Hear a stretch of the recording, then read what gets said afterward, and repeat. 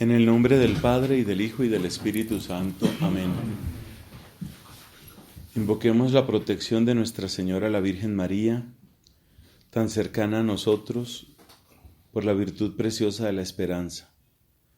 Dios te salve María, llena eres de gracia, el Señor es contigo. Bendita tú eres entre todas las mujeres, bendito es el fruto de tu vientre, Jesús. Santa María, Madre de Dios, ruega por nosotros los pecadores, ahora y en la hora de nuestra muerte. Amén. En el nombre del Padre, y del Hijo, y del Espíritu Santo. Amén. Mis hermanos, hace 2 años, casi exactos, un poquito más, recibí el encargo de Monseñor Dominique Rey, nuestro obispo de Frejus-Toulon, para acompañar el camino de esta comunidad, revisando los encargos de ese momento. Prácticamente todo lo que se me había pedido se ha podido realizar por bondad de Dios y por la colaboración de ustedes. Faltando, sin embargo, un ítem muy importante, que es el de las constituciones. Tenemos que terminar la revisión de nuestro texto constitucional, en lo cual hay una gran importancia, o tiene una gran importancia, la parte administrativa y económica, que es la cuarta parte de las constituciones. Las constituciones tienen una parte sobre la espiritualidad y el carisma, es la primera parte. Otra parte que es sobre la formación, esa es la segunda parte. Otra que tiene que ver con la estructura y gobierno, esa es la tercera parte. Y la última parte sobre administración y economía. Pero al llegar a esa parte, pues nos hemos dado cuenta que hay una serie de ajustes que hay que hacer precisamente para no caer en situaciones que ha habido en el pasado. Pero podemos decir, 2 años después, podemos decir que ha habido bastantes avances, no los voy a enumerar en este momento. Creo que la síntesis de esos avances es muy sencilla. Yo la sintetizo en la palabra nosotros. Llegar a un nosotros. Es decir, un grupo de personas que en medio de sus diferencias y en medio de sus límites y en medio de su situación particular, su historia, dicen, esto es nuestro y queremos seguir adelante. Ahí ha surgido esa palabra, se llama un nosotros. Como sugerí en la homilía, esa lucha más visible, más exterior, cuestiones hasta cierto punto burocráticas, eclesiásticas, toda esta labor un poco con las iglesias locales, en eso se ha podido avanzar mucho.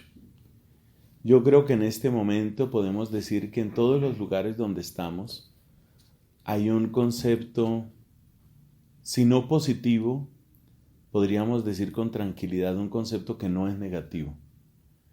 Eso lo podemos decir de las jurisdicciones donde estamos, a saber, Girardot, la Arquidiócesis de Bogotá, la Arquidiócesis de Villavicencio y por supuesto la Diócesis de Toulon. O sea que hacia afuera se ha podido avanzar mucho. Es evidente que el paso que nos hace falta es el paso hacia adentro. Ese paso hacia adentro es el motivo de esta primera reflexión. Se llama construir confianza. Y esa es la primera charla, es la charla que quiero ofrecerles ahora, a partir de lo que yo he visto.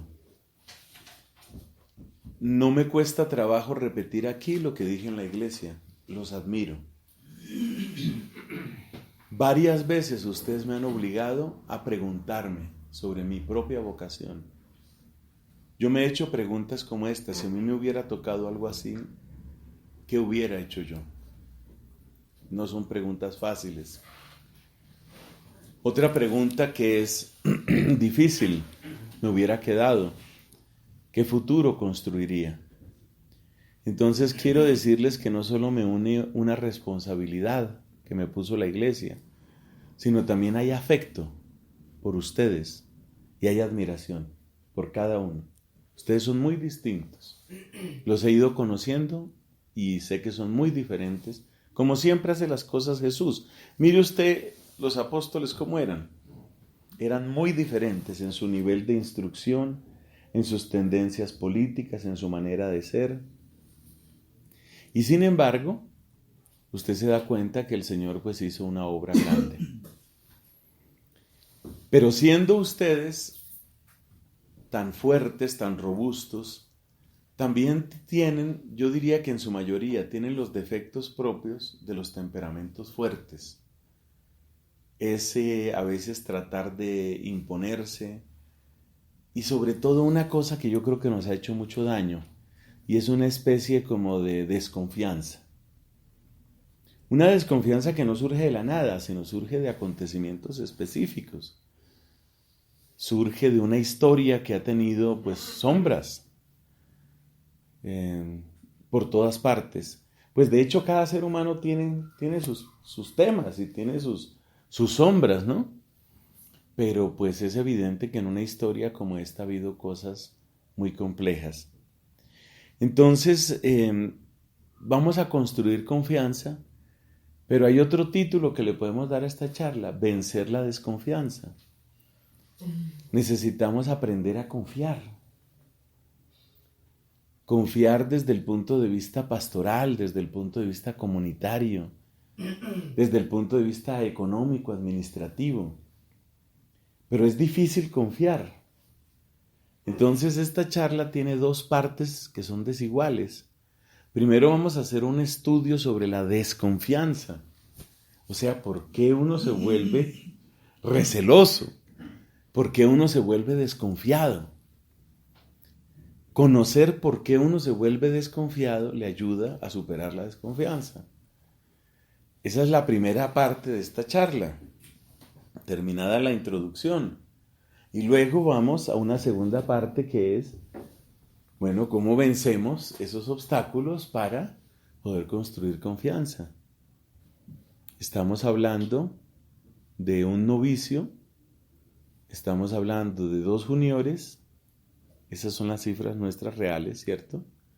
Y estamos hablando de 14, que son ustedes, profesos, de los cuales hay una opción clara de uno de ustedes que ve su vocación dentro del camino de la consagración religiosa sin el sacerdocio, es lo que llamamos un hermano. De ustedes 14. Los otros 13 entendemos que o ya han recibido el sacramento del orden en el grado del diaconado, que es el caso de 3 de ustedes, o ya han recibido el presbiterado. Bueno, pues están en formación. Entonces hablemos de las raíces de la desconfianza y luego hablamos un poco de cómo podemos superar esto. Todo este encuentro está dirigido, desde el punto de vista formativo, está dirigido a eso. Construir confianza.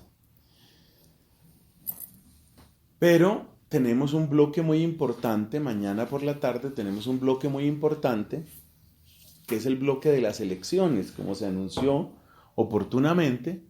Vamos a hacer elecciones de Consejo General. Con la debida autorización, digamos que mi superior inmediato en esto es el vicario de religiosos de Toulon, padre que ustedes han oído mencionar, el padre Cristian, él está al tanto de todo lo que está sucediendo.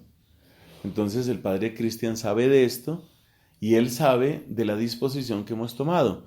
Es decir, que cualquier persona de ustedes 14, cualquiera de ustedes puede elegir, tiene derecho a elegir, y cualquiera de ustedes puede ser elegido. Nadie está prohibido, ni de los que están, ni de los que no están. Entonces, la parte de elecciones, que es una parte pues delicada, esa parte de elecciones la vamos a tener mañana por la tarde, y ahí miraremos qué sucede con Consejo General y qué sucede con el Consejo de Constituciones. Queremos, obviamente, ya finiquitar esa parte.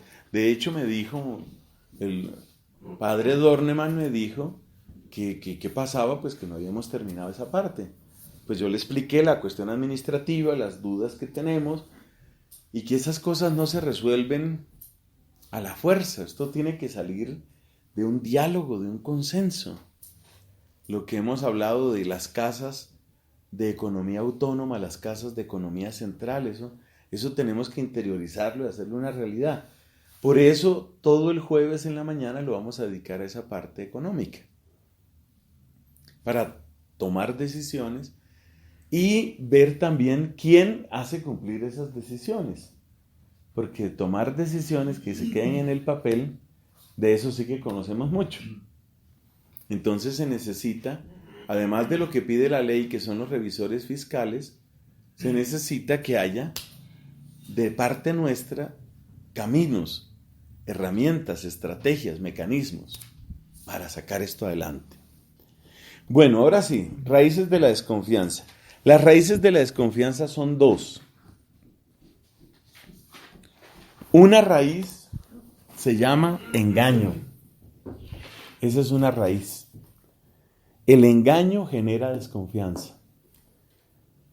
Ya se trate de mentira o ya se trate de otra forma de engaño, el engaño siempre genera desconfianza.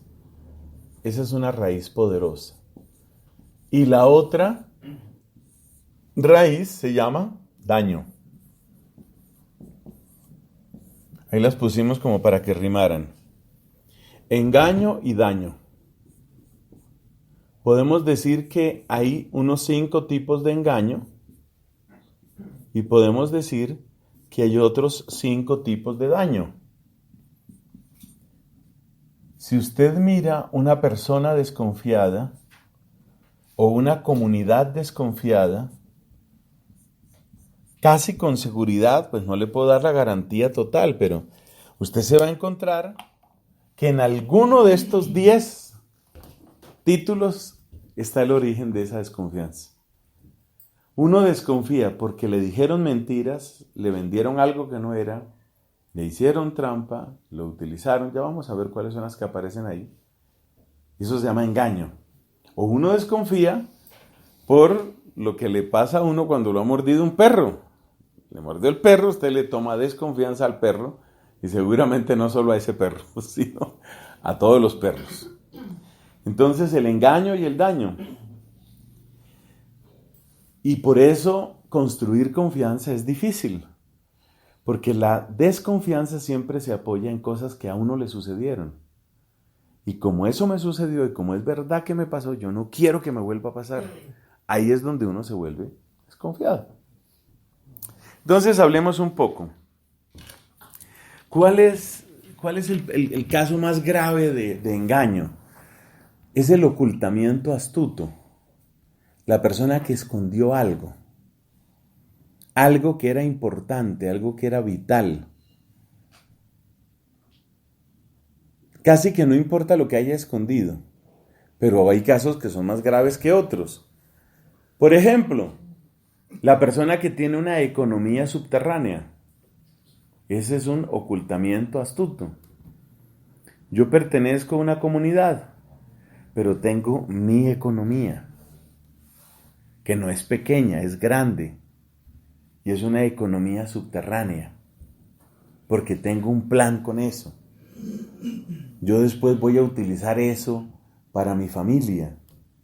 Yo estoy haciendo mi ahorrito. Cuando yo logre mi ahorro, entonces, pues como los diocesanos no tienen esas mismas restricciones, me hago diocesano, ahí tengo ya mi ahorro listo. En algunos casos más graves, tengo una persona y tengo un plan con esa persona. Eso se llaman ocultamientos de dinero. Hay personas que han ocultado cosas de salud, hay personas que han ocultado cosas de sus propios intereses. Usted cuando se dio cuenta que usted no era para esto hace tiempo, pero usted siguió, sí, seguí. ¿Por qué? Porque tenía una agenda. Entonces, cuando esas cosas pasan, tenemos que hablar de que hay un ocultamiento. El ocultamiento astuto. Eso hace mucho daño, eso destruye mucho, porque las personas sienten, cuando se les ha ocultado, las personas sienten que no solamente les robaron, por decir algo, sino, como se dice, me creyeron tonto. O sea que es una cosa que no solo hace un efecto de daño, sino también un efecto como de insulto. Me vivieron la cara de tonto, será. Hace daño. Ya aquí podemos ir adelantando por dónde va la solución. Necesitamos una cultura de la transparencia en todo sentido. Si a usted no le conocen sus platas, sus entradas, sus salidas, las actividades que hace, usted está alimentando una cultura de engaño. Quizás no está haciendo nada malo, pero usted está ocultando. Entonces eso va generando desconfianza. ¿Y qué es lo que pasa cuando hay desconfianza? Que uno no se apoya en la otra persona. Yo no me apoyo en usted porque yo no sé si usted es de fiar. Usted no se apoya en mí porque yo le oculté cosas. Entonces, y claro, una comunidad para poder surgir necesita que nos podamos apoyar uno en otro.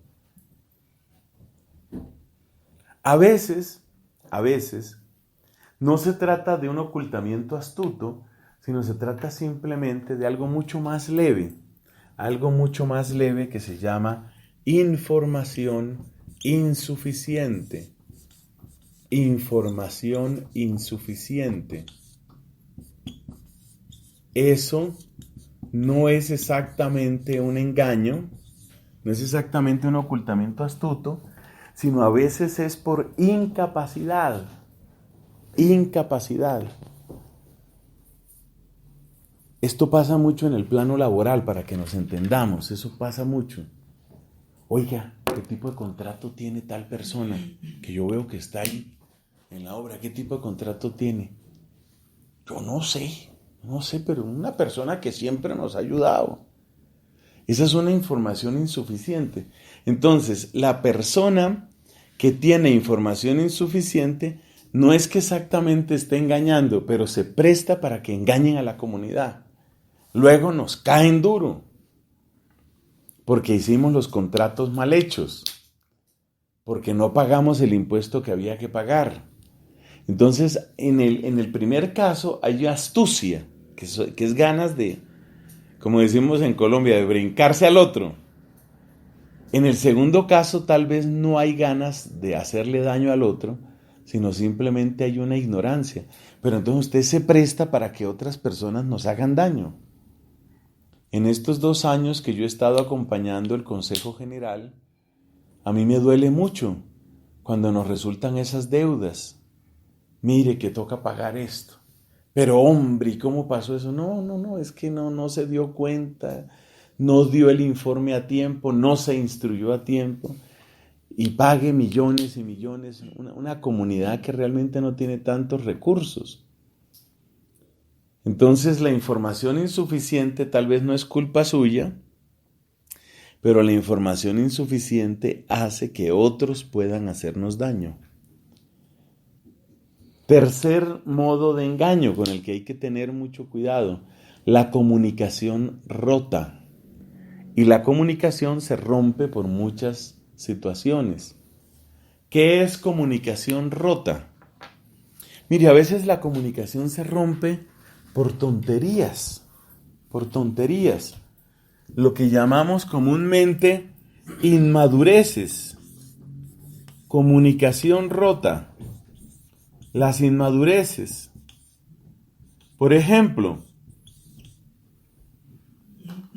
hay personas que tienen un temperamento duro, incómodo.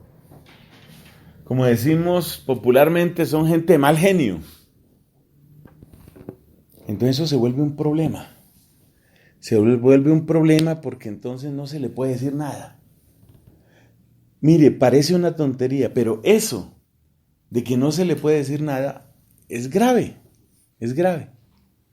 Tal vez la persona está haciendo algo mal. No hablemos solo de dinero ni de administración. La persona está haciendo algo mal. Yo conocí el caso de un obispo, aquí en Colombia hace ya bastantes años, un obispo que tenía, eso pasa a veces con la gente que está en el poder, ¿no? Tenía una manera de ser así como yo acá, ustedes allá, ¿no? Entonces, difícil de hablarle. Resulta que este obispo tenía una serie de amistades personales de él. Normal. Como usted puede tener sus amigos, sus amigas. Pero cuando la gente es mala, pues atacan por donde pueden. Oiga, le empezaron a inventar unas historias al obispo con una de esas personas, una señora de esas. Unas historias que, digamos, era una murmuración muy fácil de apagar si se hubiera apagado al principio.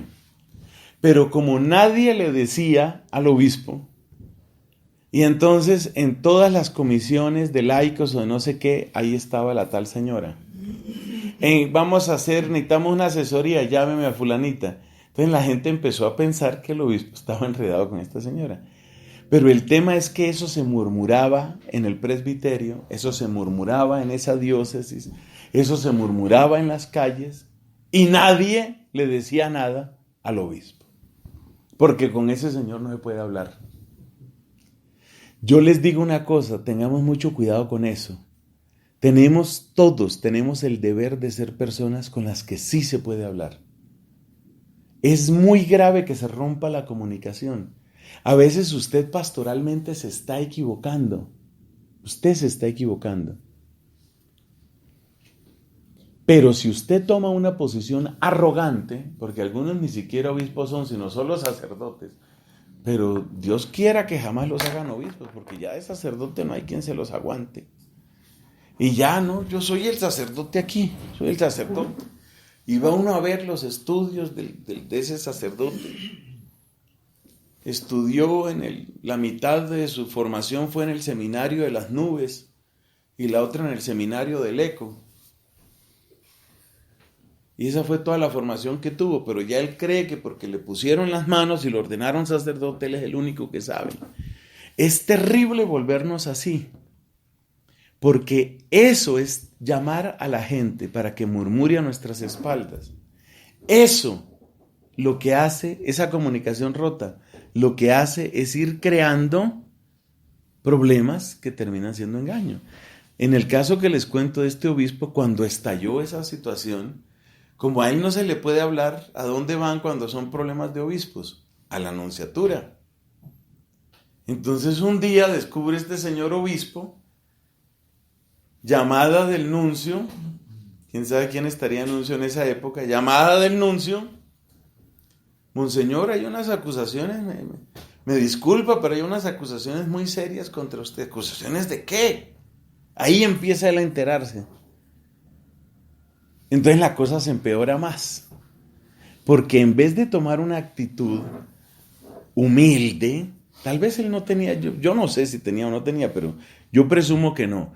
Tal vez no tenía ningún enredo ni nada, pero entonces ya él, viendo que todos sus sacerdotes ya sabían, todo el pueblo ya sabía, toda la diócesis ya sabía, entonces él dijo, no, entonces sáquenme de aquí, entonces yo renuncio a esto, cámbienme.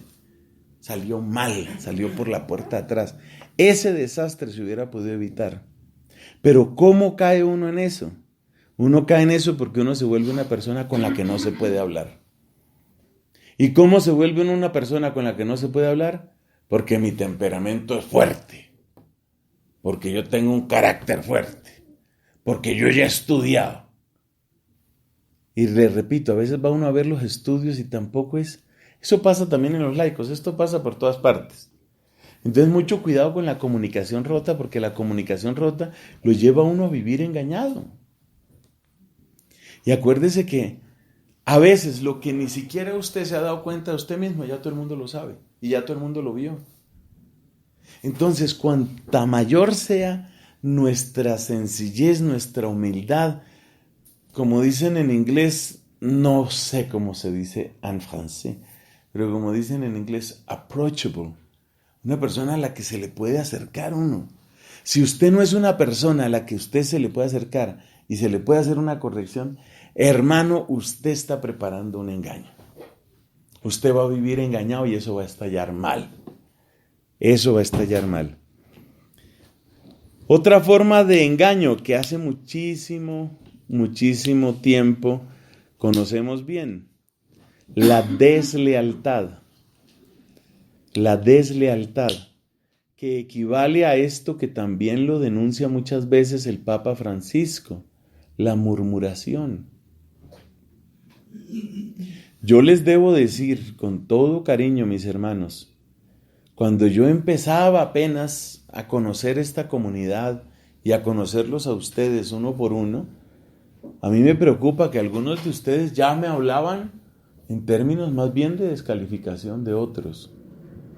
Hay que tener cuidado con eso no se puede.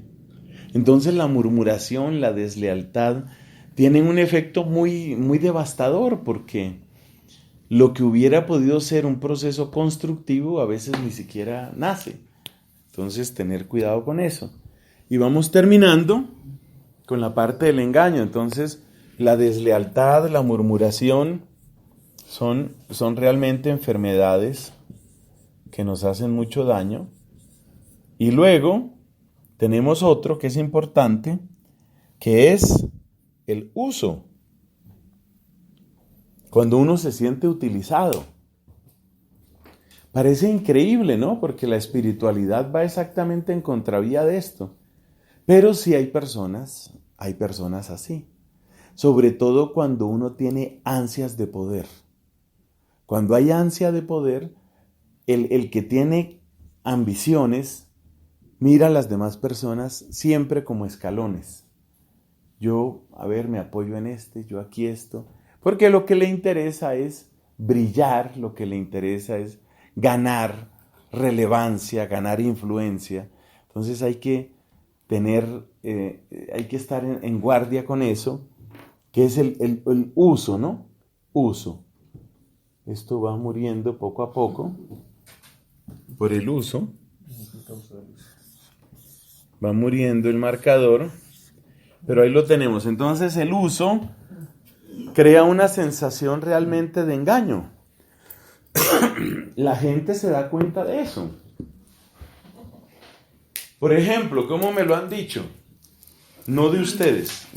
Yo realmente no he recibido un comentario así de nada de los misioneros de Cristo Maestro, pero sí lo he oído en otras ocasiones. El padre no quería esta parroquia. El padre está aquí de paso.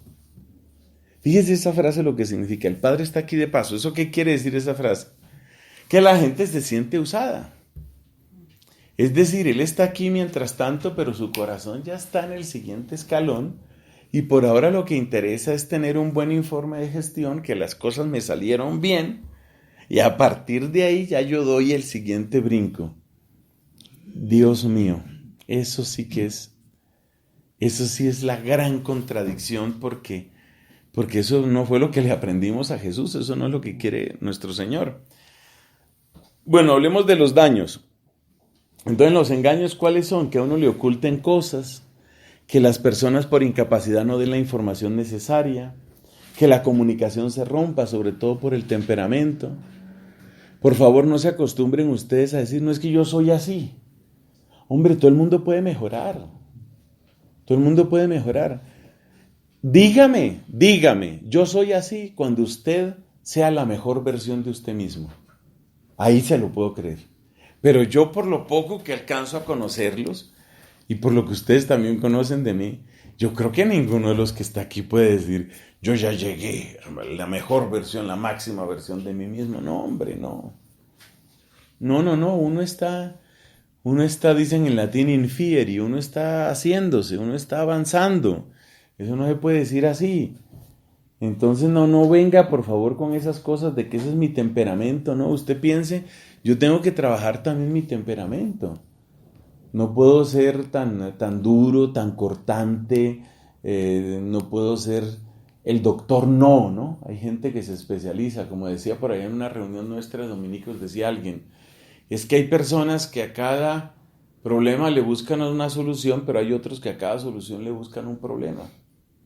Entonces todo es no. Hombre, procure usted mejorarse. No, eso no le va a hacer daño. Usted puede mejorar. Usted puede mejorar y eso le ayuda a usted como persona, le ayuda a la comunidad, le ayuda a todos. Que tengo tal temperamento. Pregunta, ¿y qué santo no tuvo que trabajar en su temperamento? Cada santo tuvo que trabajar en lo suyo. Los temperamentos siempre tienen como su lado bueno y su lado malo. Una persona muy extrovertida puede volverse vana, superficial, mundana. Puede dedicarse demasiado únicamente a lo social. Una persona introvertida puede volverse reconcentrada, resentida, egoísta. ¿Ve? Entonces cada temperamento tiene lo suyo. Si usted es melancólico, hay temperamentos que son así como melancólicos, ¿no? Gente que ve salir un avión de carga y llora. Entonces, hay gente que es nostálgica, melancólica.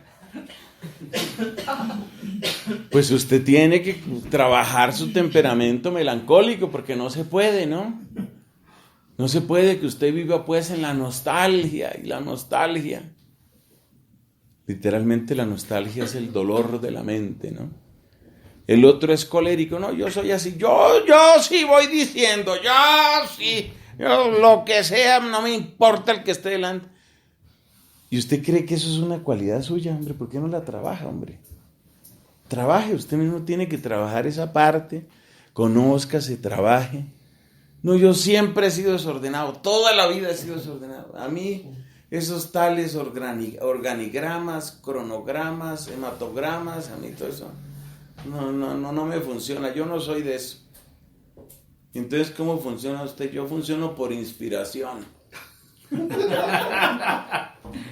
Como le preguntaban a un padre, ¿no? Los ejemplos suelen ser chistosos con los párrocos. Bueno, ¿y cuál es su plan pastoral en la parroquia? El ordo. El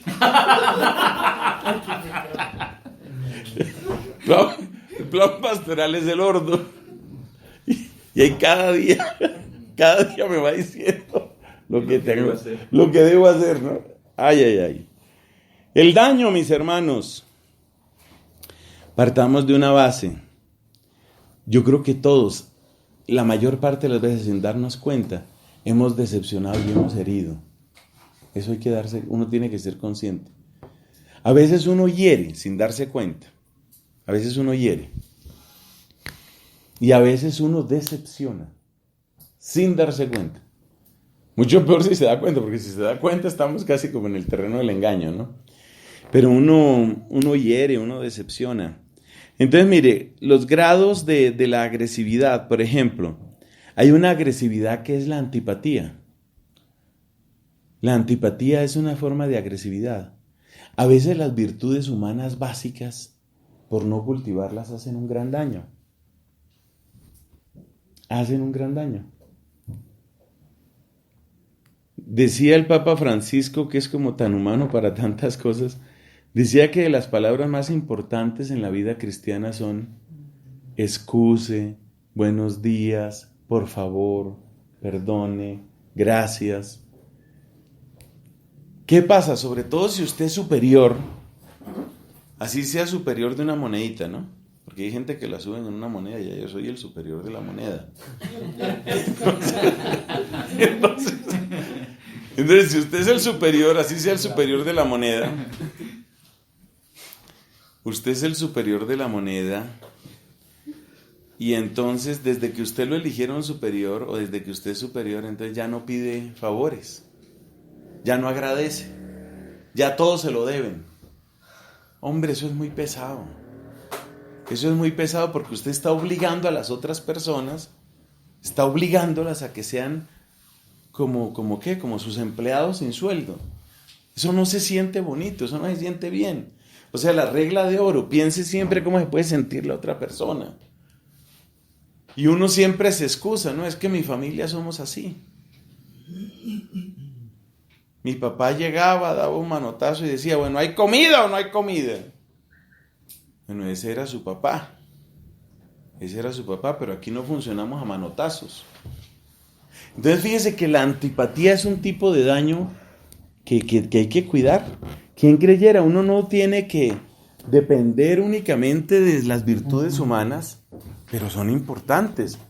Entonces, ¿quién creyera que la antipatía hace daño? Hombre, trate de agradar, usted puede agradar.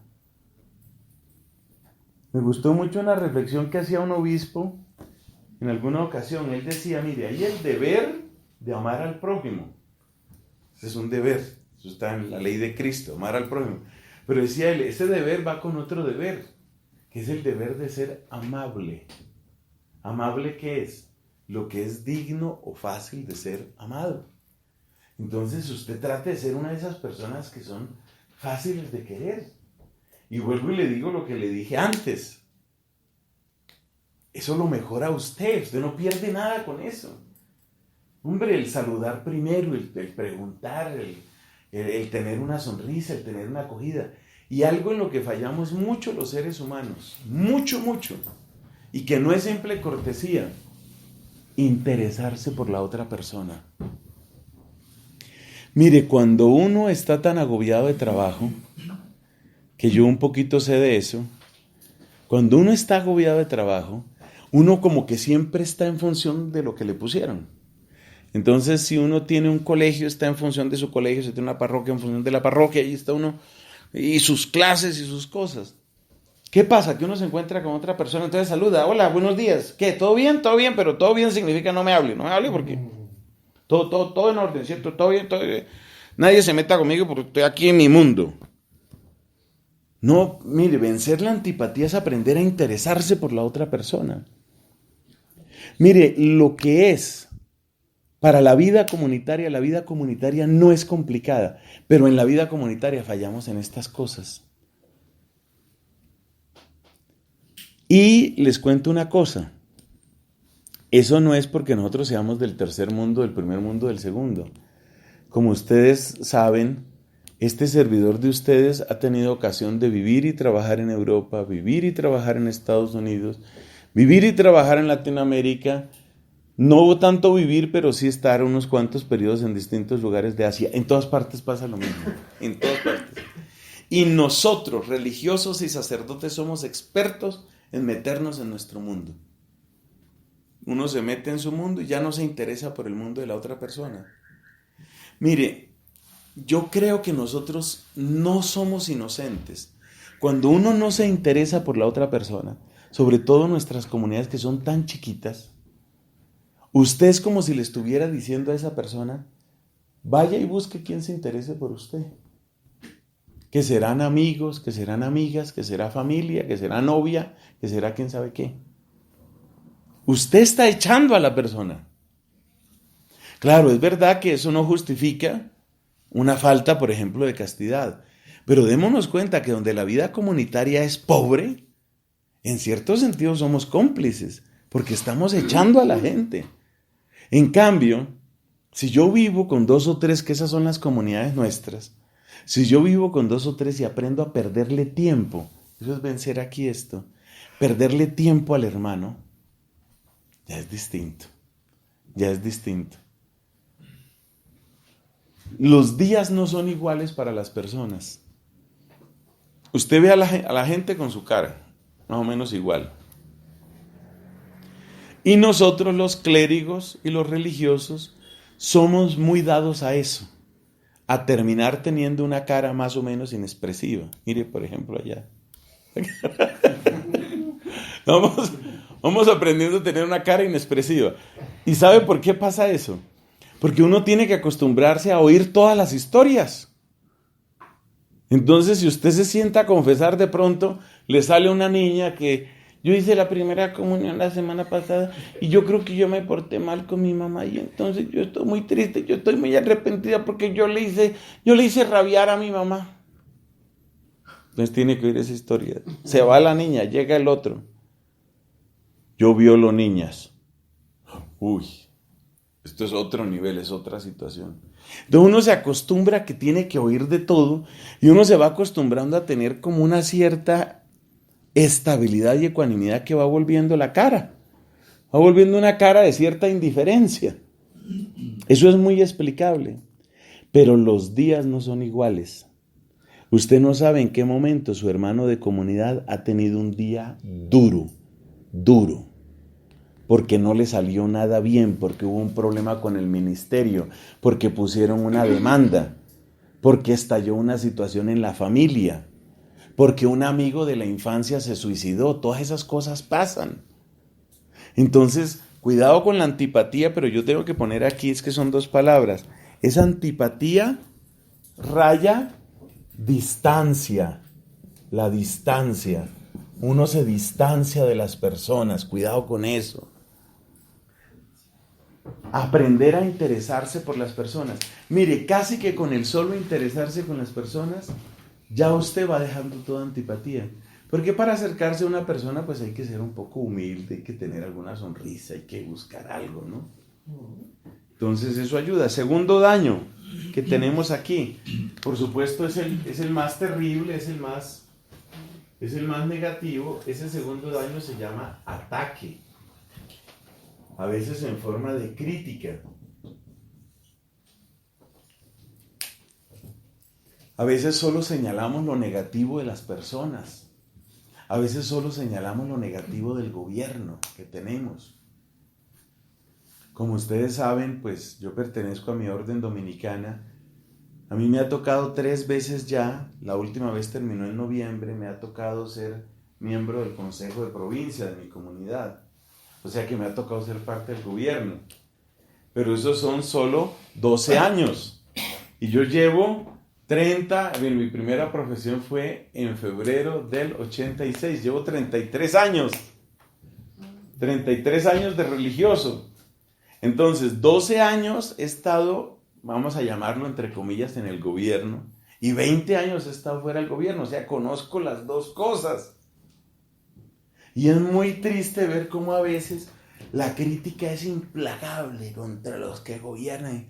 Hombre, un día que le toque a usted, usted se dará cuenta que eso no es bonito, eso no es descansado, eso no tiene ni tantas alegrías ni tantas cosas. Muchas veces se le va a uno la vida. Yo miro, por ejemplo, los obispos, con esto de los retiros que he tenido que dar a sacerdotes, pues claro, uno habla mucho con el obispo y uno ve la vida de esos obispos resuelva problemas y demandas, y el sacerdote que lo calumniaron y el sacerdote que resulta que es verdad, y de dónde consigo plata. Eso no es bonito. Pero a veces somos así, duros, implacables en la crítica. Eso no ayuda, eso hace daño. Y le cuento una cosa, que si yo lo escucho a usted criticando a otra persona, tal vez en el momento podemos sentirnos solidarios, pero en el fondo yo aprendo a desconfiar de usted. Porque está la frase aquella famosa, ¿no? El que contigo habla de los males de otro, con otro habla de tus males. Entonces uno como por instinto sabe que la persona que es así, dura, implacable, es una persona que también tendrá sus historias conmigo, ¿no? Entonces apenas Fray Nelson dé la vuelta y la espalda, así se dio cuenta el tipo ese, y ahora empieza conmigo. Eso es así, eso no falla. Entonces eso hace mucho daño. La crítica destruye mucho la confianza porque hace que uno en el fondo sienta, esta es una persona peligrosa. Eso es como estar sentado al lado de un pistolero, ¿no? Tipo dispara. Esta vez no me pegó a mí, pero quién sabe si yo soy el próximo. Otro daño que sucede, con el que hay que tener sabiduría, porque ahí hay un límite un poquito complicado, es el tema de la burla, y la ironía. ¿Por qué digo que es complicado? Hombre, porque un poquito de buen humor y un poquito aprender a reírnos de nosotros mismos, pues es necesario también. Y eso lo han dicho todos los religiosos. Piense usted en un Alfonso María de Ligorio, él decía eso. Además, pues hay gente que de por sí es chistosa. O sea, mire usted, por ejemplo, a Martín. Uno se da cuenta, o sea, inspira, de inmediato inspira ¿qué? Alegría, regocijo, ¿sí?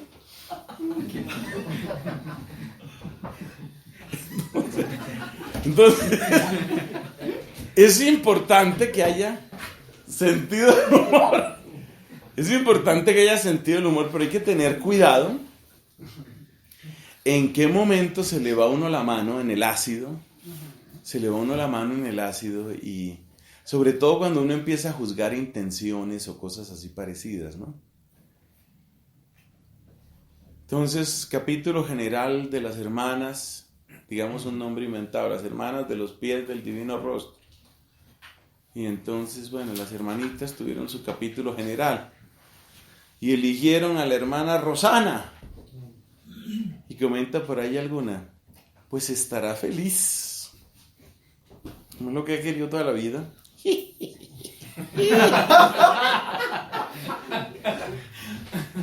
¿Ven? Entonces fácilmente se pasa del humor a la ironía, nos volvemos demasiado ácidos. Y el problema está en que cuando un ataque de esos es muy inteligente, entonces yo se lo cuento a usted, tal vez usted se lo cuenta a él, ¿sí? Entonces se va creando también una cierta situación. Además recuerde usted que las personas tienen distintas sensibilidades. Por ejemplo, uno sabe, Martín, analicemos el caso de Martín. Hombre, es una persona que uno siente que toma las cosas de una manera muy positiva. Él desde que está con sus antibióticos está bien. No es el mismo, dice Orlando, ¿no? O sea, uno también tiene que saber porque las personas tienen distinta sensibilidad. Entonces fíjese que aquí viene una ley muy importante de la vida comunitaria. Y es que todo es de parte y parte.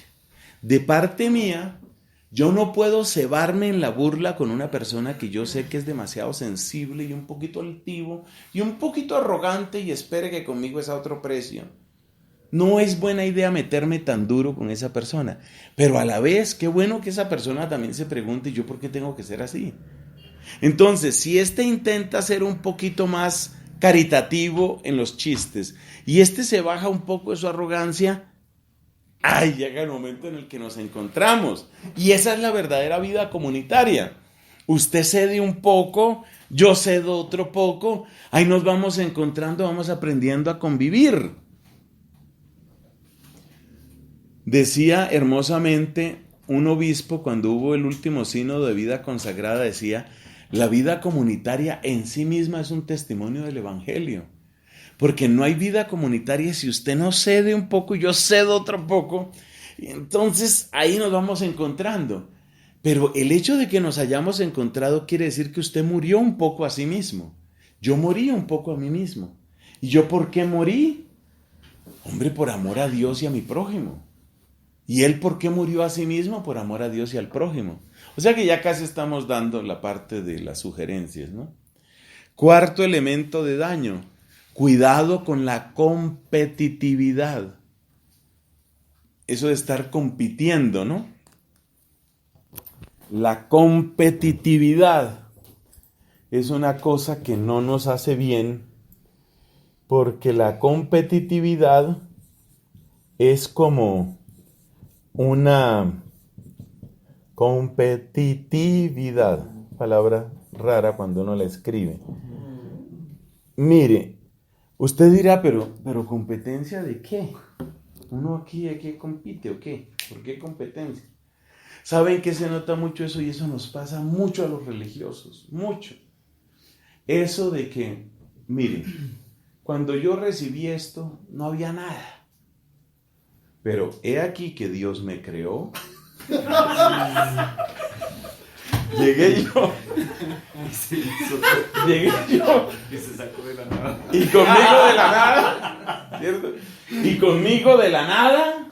Ahora miren, lo que hay aquí lo hice yo. Entonces, eso es algo así como, nadie había sido capaz. Nadie había podido. Pero yo lo logré. Yo sí lo logré. Nadie había podido. Entonces, ahí se vuelve uno competitivo. Obviamente, si uno tiene ansia de poder, pues obviamente uno también quiere demostrar que uno es el que mejor puede hacer las cosas. Hay que tener cuidado en eso, ¿no? ¿Cuál es el criterio? Como ustedes mañana van a tener una sesión de informes, ¿cuál es el criterio para presentar informes? El criterio ha de ser, le voy a contar esto, no es que vaya a haber muchos cambios, porque yo no pienso que vamos a tener muchos cambios en términos de lugares de asignación y eso no, pero es el ejercicio mental, mire. Si usted quiere preparar un informe que sea cristiano y que no sea vanidoso ni cosa de esas, un buen informe es: ¿qué información tendría que darle yo al que venga? Ese es un buen informe. O sea, mentalmente, le repito, no es que vaya a haber muchos cambios, pero mentalmente póngase usted en esto que llaman mindset, en esta mentalidad, en esta idea en su cabecita. Póngase en su cabecita esta idea. Si yo tuviera que entregar mañana este colegio, esta parroquia, esta capellanía, esto, ¿cuál es el informe que sería útil para la persona que llegara? Ay, mis hermanos, pero eso es tan escaso, porque casi siempre nosotros tenemos esa tendencia, los seres humanos, es que el ser humano es así. Tenemos esa tendencia que es medio exhibicionista, que es como acariciar el ego, ¿no? Y eso nos hace mucho daño. En el fondo está esa competitividad. Y el último elemento de daño, que está muy parecido a lo que dijimos aquí de la crítica y de la distancia, es el tema de la difamación. La palabra difamación hay que entenderla bien. ¿Qué es difamación? Ojo, la difamación no es calumnia. Calumnia es cuando yo riego como cosa cierta algo que es falso. Eso es una calumnia. La difamación es cuando yo riego como cosa cierta algo que es cierto, pero que no hace ningún bien que se reparta. Ningún bien que se reparta. ¿Usted sí sabe que los dientes de fulano de tal son prótesis todos? ¿Eso para qué sirve? ¿Para qué sirve? Que las células de grasa de fulano de tal son inmortales. Eso, ¿para qué sirve? Entonces, cuando uno habla de defectos de las personas que son reales, pero que no sirve de nada decirlos, ¿para qué los dice? Eso es lo que se llama difamación.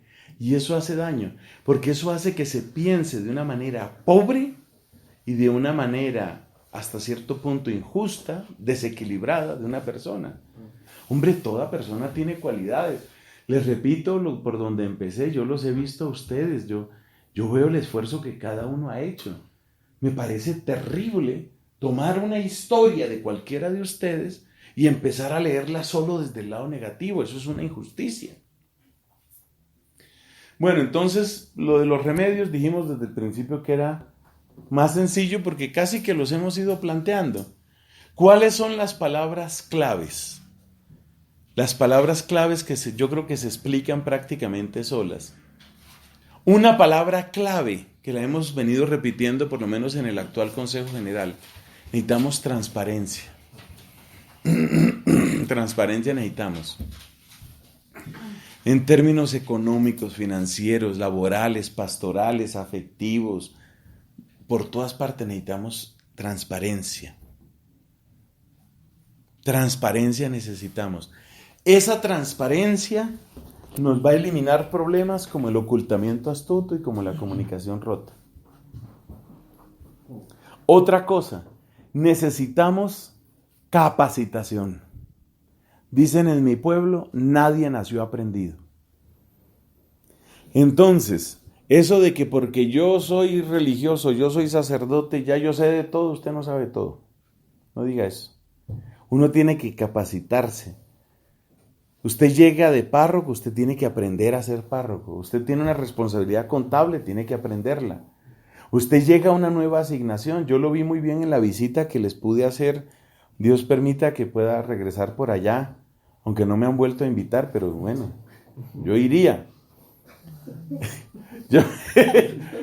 Allá a la casa de ustedes, yo veía en el trabajo que ustedes hacen, hombre, yo no puedo llegar a Tulón y decir, llegué yo que soy sacerdote y yo hago las cosas así. No, señor. ¿Qué le toca a usted? Aprender muchas cosas. Mire, es que aquí la diócesis funciona de esta manera. Los sacramentos funcionan de esta manera, los permisos se dan de esta manera, las vacaciones son de esta manera. Entonces, tener una actitud de capacitación. Pero le voy a dar una palabra que es mucho más bíblica, para que no nos quedemos solo en eso. Discipulado. Necesitamos transparencia y necesitamos discipulado.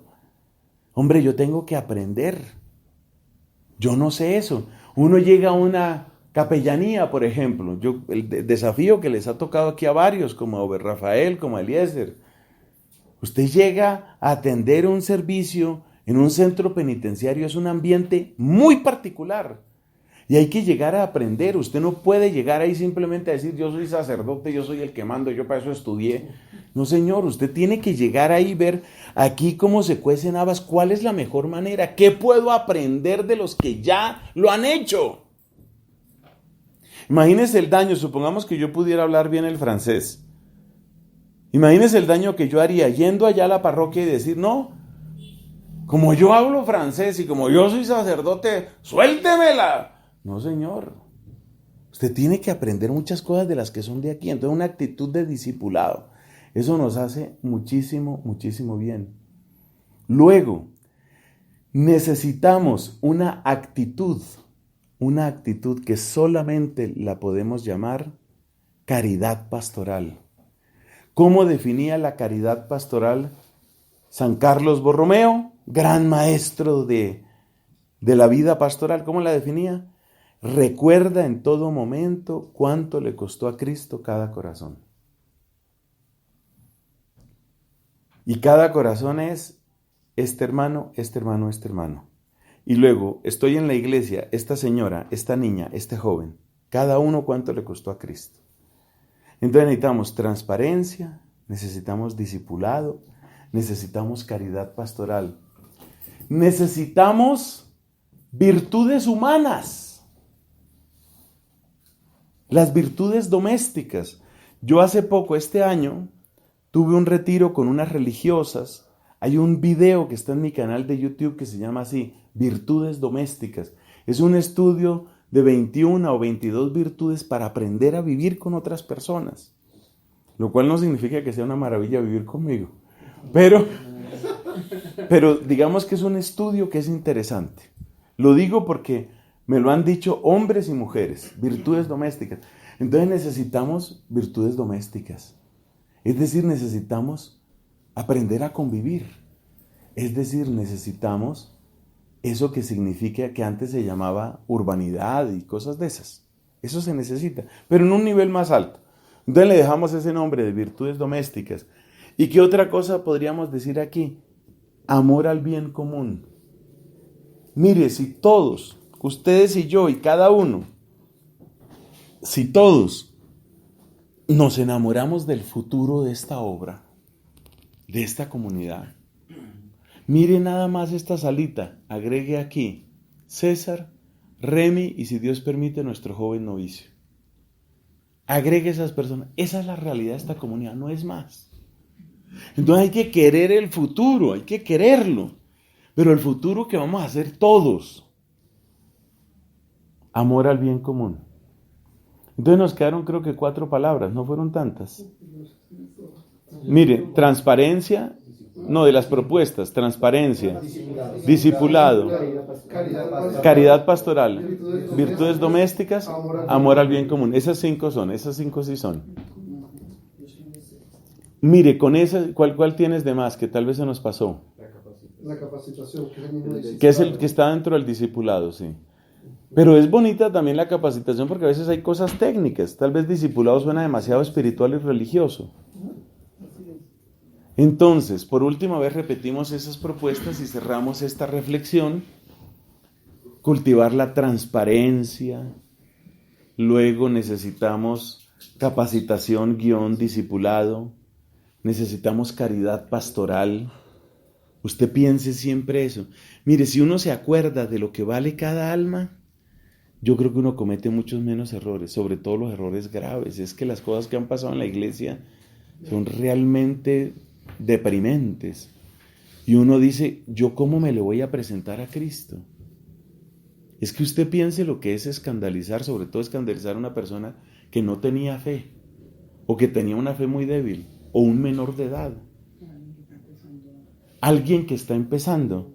Miren, nosotros en mi comunidad tenemos un documento que me parece muy bien hecho, lo trabajamos varios años entre varios, que es sobre estos temas de los abusos. Y me gusta mucho la definición que se dice ahí de abuso. El abuso supone una extralimitación en el poder con una persona vulnerable. Y persona vulnerable no es solamente el menor de edad. A veces es el discapacitado. A veces es la persona que está en una situación emocional terrible. Entonces mire, por ejemplo, estas historias, ¿no? Personas que tienen un conflicto en su orientación sexual. Una persona, yo he conocido varios casos de esos, Dios tenga misericordia de todos. Mujer que tiene un conflicto en su orientación sexual, se siente medio como que me gustan las mujeres, como que me gustan los hombres. Y entonces no falta el Superman que aparezca, no, espere, yo la organizo. Espere, yo la organizo. Y espere, yo la organizo son historias de abuso. Esa persona era vulnerable. Precisamente por su situación, por su confusión, era una persona vulnerable. Que seguramente tiene una historia de falta de afecto en la casa y de unas cosas feas. Y llega un terapeuta, llega un sacerdote, llega un profesor, llega alguien con autoridad y se aprovecha de la persona vulnerable. Eso es terrible. Eso es terrible. Dios tenga misericordia de nosotros en la medida en que quién sabe hasta dónde haya caído uno también en eso, aprovecharse de personas vulnerables de una manera o de otra. Porque recordemos lo de San Carlos Borromeo. Yo un día tengo que presentarme ante Cristo y Cristo me va a preguntar, oiga, ¿y la sangre que yo derramé por fulanito, por fulanita, qué pasó? Usted lo alejó de mí, en vez de acercarlo, lo alejó. Yo no sé, tiene que ser uno un loco para dormir tranquilo después de pensar en eso. Uno tiene que quedarle algo de temor de Dios y uno tiene que pensar, no, las almas valen demasiado, uno tiene que ser demasiado cuidadoso con todo lo que suceda. Bueno, entonces me demoré ahí en los consejos, tocó volver a empezar. Transparencia, capacitación, discipulado. Tercero, caridad pastoral. Cuarto, necesitamos virtudes domésticas. Yo les recomiendo, no lo vamos a ver aquí porque el tiempo no da, pero les recomiendo el video ese de las virtudes domésticas. De hecho, lo voy a mandar al chat ese que tenemos al grupo ese que tenemos de WhatsApp. Les voy a mandar el enlace porque vale la pena, no para que lo vean. La agenda está muy llena estos días, pero después, porque miren, nosotros mejoramos la calidad de nuestra vida comunitaria, mejoran muchas cosas. ¿Y el último cuál era? Amor al bien común. Gloria al Padre, al Hijo y al Espíritu Santo. Como era en el principio, ahora y siempre, por los siglos de los siglos. Amén.